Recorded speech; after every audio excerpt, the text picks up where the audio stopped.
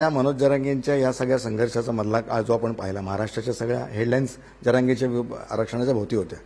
असं नाही वाटत का की मराठवाड्यातला जो एक मराठ्यांना आरक्षण मिळाल्यामुळे एक कुणबी समाज, मराठा समाज या समाजामध्ये कुठे कुठे दरी निर्माण झाली आणि त्याचं रिफ्लेक्शन या निवडणुकांमध्ये विशेषतः मराठवाड्यातल्या 7 ते 8 मतदारसंघामध्ये पडू शकतं? नाही, ही गोष्ट काही अंशी खरी आहे की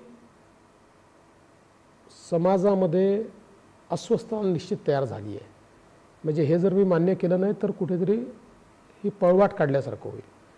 ही अस्वस्थता आहे आणि म्हणून ज्यावेळेस दोन्ही बाजूने आंदोलन चालू होतं त्यावेळेस मी दोन्ही बाजूंना हे सांगण्याचा प्रयत्न करत होतो की महाराष्ट्रामध्ये दोन समाज एकमेकाच्या पुढे उभे आहेत असं चित्र निर्माण होऊ देऊ नका.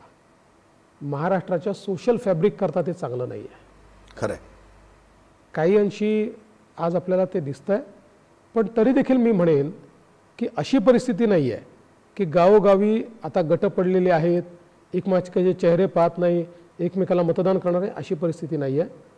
मराठा समाजाच्या उमेदवाराला ओबीसी मतदान करणार आहेत, ओबीसी समाजाच्या उमेदवाराला मराठा देखील मतदान करतील. पण मध्येच्या संघर्षामध्ये रोख वळला तुमच्याकडे आणि तुम्ही व्यक्तिगत टार्गेट झालात. नाही, असं असतं की राज्यामध्ये ज्यांच्याकडे जबाबदाऱ्या असतात, ज्यांना लोक प्रमुख मानतात, श्रेय पण त्यांना मिळतं आणि टार्गेटही तेच होतात. त्यामुळे मला काही नवल वाटत नाही की मी टार्गेट झालो आणि मला याची सवय आहे.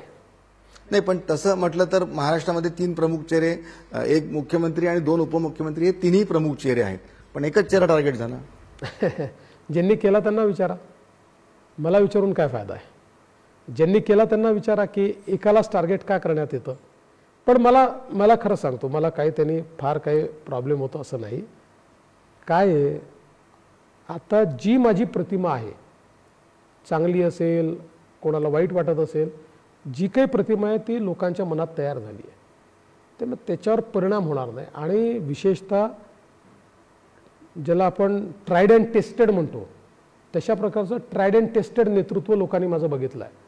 माझ्या 5 वर्षाच्या काळामध्ये विदाऊट एनी डिस्क्रिमिनेशन, कुठल्याही समाजामध्ये भेद न करता, समाजामध्ये कुठेही तेढ निर्माण न करता मी राज्य करून दाखवलं आहे.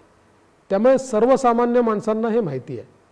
पॉलिटिकली जे चार्ज लोक असतात त्यांना त्यांचं राजकारण करायचं असतं, त्यांना त्यांच्या राजकारणाकरता कोणाला तरी टार्गेट करायचं असतं, त्यांना त्यांच्या राजकारणाकरता एक नरेटिव्ह तयार करायचं असतं. असा नरेटिव्ह तयार करण्याचा प्रयत्न काही लोक करतात. आता काय झालं आहे की विशेषतः काही राजकीय पक्षांची क्रेडिबिलिटी आणि काही राजकीय नेत्यांची क्रेडिबिलिटी ही अतिशय खाली गेली आहे. त्यामुळे त्यांना कोणाचा तरी आधार घ्यावा लागतो, कोणाच्या तरी माध्यमातून करावं लागतं. आणि मग अनेक वेळा कोणाच्या माध्यमातून नाही करता आलं तर बहती गंगेमध्ये हात धुवायचा आणि आपणच आपले नरेटिव्ह तयार करत जायचं, असाही प्रयत्न करतात. मध्यंतरीच्या काळात मी मागे एका इंटरव्ह्यूमध्ये सांगितलं की जेव्हा मनोज जरांगेंचं आंदोलन चाललं होतं त्यावेळी राष्ट्रवादीच्या एका प्रमुख नेत्याने एक वॉररूम काढली आणि त्या वॉररूममधनं त्या वॉररूमच्या लोकांना एवढंच काम दिलं होतं की फक्त देवेंद्र फडणवीसांना टार्गेट करा. आणि दाखवताना ती राष्ट्रवादी काँग्रेसची नाही दिसायची, म्हणजे राष्ट्रवादी म्हणजे शरद पवार गट, आमचा राष्ट्रवादी काँग्रेस नाही, त्याची नाही दिसायची. मराठा समाजाच्या नावाने, संघटनांच्या नावाने. आणि तुम्ही बघा ना, आंदोलन संपलं आणि ती कुठे आम्हाला जसं लक्षात आलं, एका दिवसात त्यांनी गाशा गुंडाळला, दुसऱ्या दिवशीपासून ट्रोलिंग बंद झालं. तर हे सगळं राजकारणामध्ये इनएव्हिटेबल आहे.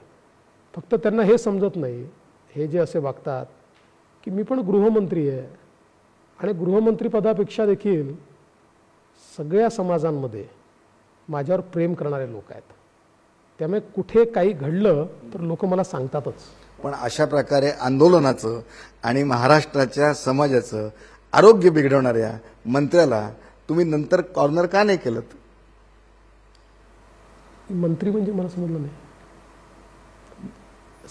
ज्या मलाही नाव घ्यायचं नाही, तुम्हालाही नाव घ्यायचं नाहीये, तुम्हालाही माहिती आहे तुम्ही गृहमंत्री आहात म्हणताय, पण अशा प्रकारे ज्याचं नाव सातत्याने समोर आलं त्या जिल्ह्यातल्या त्या मराठवाड्यातल्या सगळ्यांना त्याचं नाव माहिती नाही, आहे. नाही. मग त्याच्यावर पुढे तुमच्याकडे कॉन्क्रीट एव्हिडन्स होते. नाही, असं आहे किंवा त्यांनी केलं असं नाही आहे, हे दुसरे होते, वॉर रूम उघडणारे महाभाग दुसरे होते. पण ते ठीक आहे, शेवटी मी असं मानणाऱ्यांपैकी आहे की कर्म परत येतं. त्याच्यामुळे एखाद्या निवडणुकीपुरतं तुम्ही समाजाला त्या ठिकाणी दिग्भ्रमित करू शकाल, समाजात तेढ निर्माण करू शकाल, पण लॉंग टर्ममध्ये समाजामध्ये तेढ निर्माण करणाऱ्याला कोणी लक्षात ठेवत नाही.